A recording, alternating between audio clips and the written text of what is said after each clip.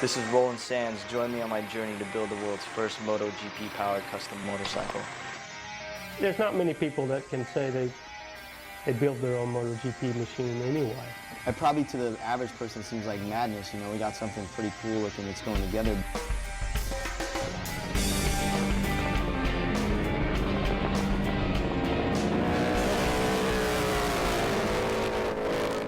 Roland Sands KRV5 tracker, a year in the making, 10 months from conception through design, 2 months from fabrication start to the final assembly.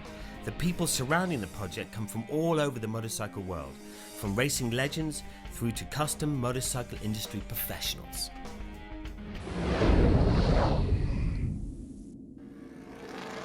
Roland has brought a real freshness to custom bike building.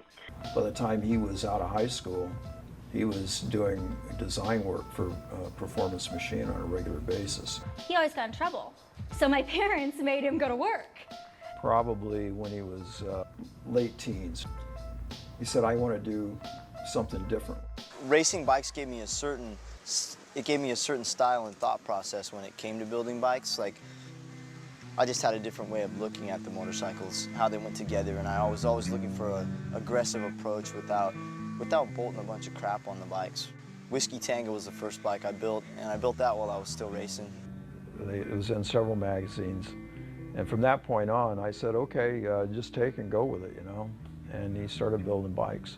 And I think he just kind of incorporating a lot of his knowledge and experience from racing, and I think he's probably one of the only guys going that direction. Roland doesn't just go have people do it for him, he does build it himself because he has the vision. So many of the other guys out there are kind of copying what's been done before years ago and doing stuff, but Roland's got some good fresh ideas.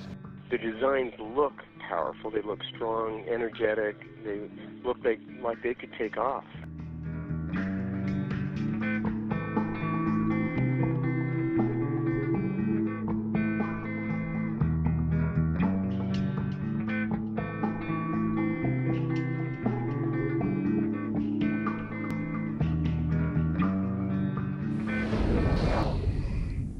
Kenny Roberts is a legend in the highly exclusive world of MotoGP racing.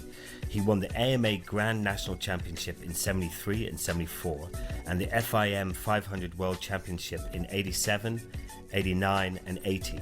Other titles to his name include the Daytona 200 in '78, '83 and '84.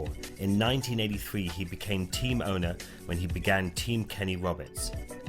I think if you look throughout the paddock, Team Roberts is one of the most forward-thinking and creative teams that there are. It was the same style of forward-thinking that in 2005 led to the idea of building a custom motorcycle around a MotoGP power plant, a world's first.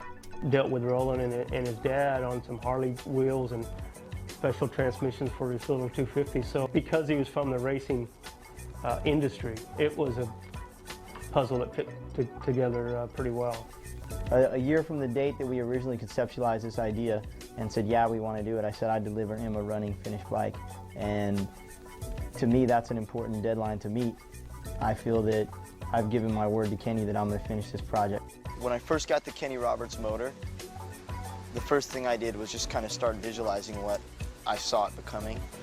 The engine was developed solely for the purpose of racing in MotoGP series at a cost of over $18 million by the UK-based Team KR. Roland is currently in possession of the only MotoGP engine outside of the highly exclusive paddock.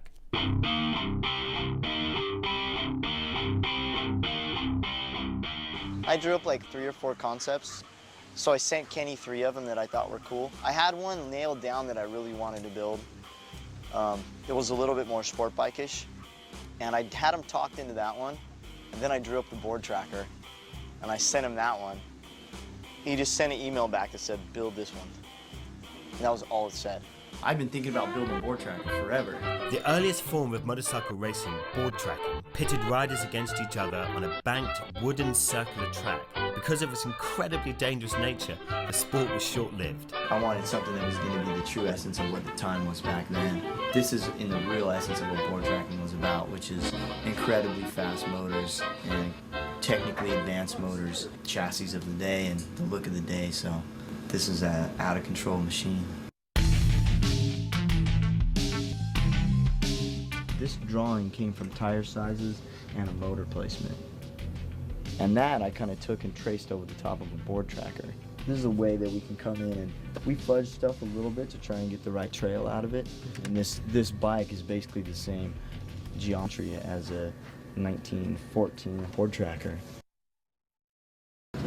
What we're looking at right now, we're going to go out and create out in the shop as a fixture. And from there, that's how we build our frame.